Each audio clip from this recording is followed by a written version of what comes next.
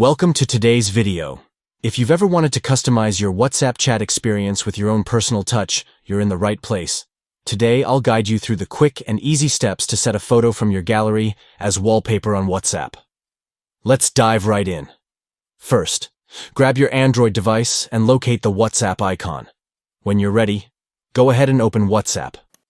Next, select the group or chat that you'd like to customize with a new wallpaper. This is where you'll be adding your personal flair. Once you're in the chat, look for the three dots at the top right corner of your screen.